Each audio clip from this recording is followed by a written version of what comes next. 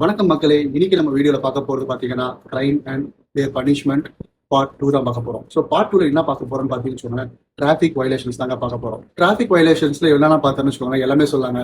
Helmet போடாதது, ட்ரிபிள்ஸ்ல போறது, ஃபாஸ்டா போறது, ரேஷ் டிரைவிங் பண்றது, சிக்னல் நிக்காம போறது, லைசன்ஸ் இல்லாம ஓட்டுறது, ஆர்சி புக் இல்லாம ஓட்டுறது, இன்சூரன்ஸ் இல்லாம ஓட்டுறது, ஆட்டோ டிரைவர் யூனிஃபார்ம் போடாம ஓட்டுறது, கேப் டிரைவர் யூனிஃபார்ம் போடாம ஓட்டுறது, சீட் பெல்ட் போடாம ஓட்டுறது. ஸோ இந்த மாதிரி இதுக்கெல்லாம் பார்த்தீங்கன்னா கவர்மெண்ட் ஆல்ரெடி ஒரு ஃபைன்ஸ் கொடுத்துருக்காங்க. அந்த ஃபைனு கரெக்டா இருக்கு, ஆனா இன்னும் கொஞ்சம் ஏத்தலான்றது என்னோட ரெக்வஸ்ட். மெயினா இன்னைக்கு பேச போறது பாத்தீங்கன்னு வச்சுக்கோங்களேன், ட்ரங்க் அண்ட் டிரைவ் பத்தி தான் நான் மெயினா பேச போறேன். இனிமேல் ஒருத்தனும் குடிச்சிட்டு வண்டி எடுக்கணும்னு நினைக்கிறாங்க எல்லாருமே பயப்படணும். ஏன் இப்படி சொல்றேன்னா, அதனால நிறைய ஆபத்து நடக்குதுன்னு எல்லாருக்குமே தெரியுங்க. ஸோ இது கொஞ்சம் ஸ்ட்ரிக்டா கவர்மெண்ட் ரூல் போடணுன்றது நான் ஒரு ரெக்வஸ்ட் வைக்கிறேன். நான் குடிச்சிட்டேன், வண்டி எடுத்துட்டு போறேன், வண்டினா வண்டியோ காரோ ஆட்டோவோ லாரியோ எதுவும் அந்த வண்டி எடுத்துட்டு போறேன், போய் ஏதோ இடிச்சுட்டு அவன் பார்த்தனா எதிர்க்க அடிபட்டுருச்சுன்னு வச்சுக்கோங்களேன்.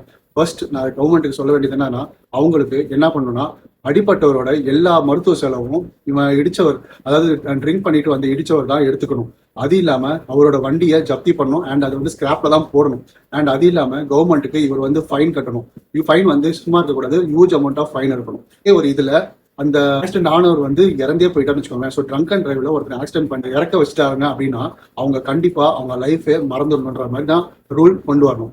பனிஷ்மெண்ட் எப்படி இருக்கணும்னா, கண்டிப்பா 50 லட்சம் ரூபாய் அந்த இறந்தவர் வீட்டுக்கு ஃபைன் கட்டணும் அண்ட் 3 years ஜெயில இருக்கணும். அடுத்தது பாத்தீங்கன்னா அவரோட வண்டி ஜப்தி செய்யப்படணும். ஜப்தி செய்யப்பட்ட வண்டி ஸ்கிராப்புக்கு தாங்க அனுப்பணும். அது இனிமேல் யூஸே பண்ணக்கூடாது. ஒரு சட்டம் எடுத்துட்டு வந்தீங்கன்னா கண்டிப்பா குடிச்சிட்டு வண்டி ஓட்டணும்னு நினைக்கிறவங்க ஒருத்தவங்க பயப்படுவாங்க.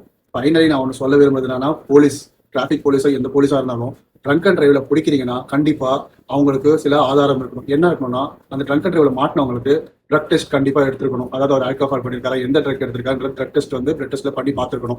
அண்ட் நெக்ஸ்ட், நீங்க ஆல்கஹால் மீட்டர் வச்சிருப்பீங்க, அந்த மீட்டரை அவரோட ஃபேஸோட மீட்டரையும் வீடியோ எடுத்து அந்த ஆதாரத்தையும் சப்மிட் பண்ணணும். இதெல்லாம் சப்மிட் பண்ணீங்கன்னா நான் சொன்ன ரெக்வஸ்ட் படி கவர்மெண்ட் அந்த தண்டனையை அவங்களுக்கு கொடுக்கணும்ன்றது எங்களோட. இதுலயே இன்னொன்னு பாத்தீங்கன்னு வச்சுக்கோங்களேன், கண்டிப்பா சில போலீஸ்ல என்ன பண்ணுவாங்கன்னா, காசு 50 லட்சம் ஃபைனுக்கு நான் 10 லட்சம் கொடுக்குறேன், என்னை விட்டுருங்கன்னு சொல்லிட்டு கேட்கறவங்களும் இருக்காங்க, அந்த 10 லட்சம் ரூபாய் வாங்கி விட்டுறவங்களும் இருக்காங்க. ஸோ இந்த போலீஸ் அப்படி விட்டாங்கன்னா கிரிமினல் ஏத்துக்க வேண்டிய எல்லா ஃபைனு எல்லா தண்டனையும் இந்த போலீஸ்க்கு கொடுக்கணும். இதுல கொஞ்சம் கவனமாவே எப்போதுமே ஒரு கேஸ் போடணும்னா கரெக்டா ப்ரூஃபோட கேஸ் போடுங்க அண்ட் எந்த குற்றவாளியும் தப்பிக்க விட்டுறாதீங்க. இன்னொரு சினாரியோ இருக்கு, எதுவுமே பண்ணிருக்க மாட்டாங்க, ஆனா அவங்க மேல போய் கேஸ் போடுறவங்க இருக்காங்க. போய் கேஸ் போடுறவங்க மேல நான் உங்களுக்கு நெக்ஸ்ட் வீடியோல அதை டீட்டெயிலா சொல்றேன். அதை எப்படி இருக்குன்னு பார்த்து சப்போர்ட் பண்ணுங்க. இது வரைக்கும் நான் சொன்னது கரெக்டா இருந்துச்சு, உங்களுக்கு பிடிச்சிருந்ததுன்னா லைக் அண்ட் ஷேர் பண்ணுங்க அண்ட் ஃபாலோ பண்ணாதுங்க ஃபாலோ பண்ணிக்கோங்க.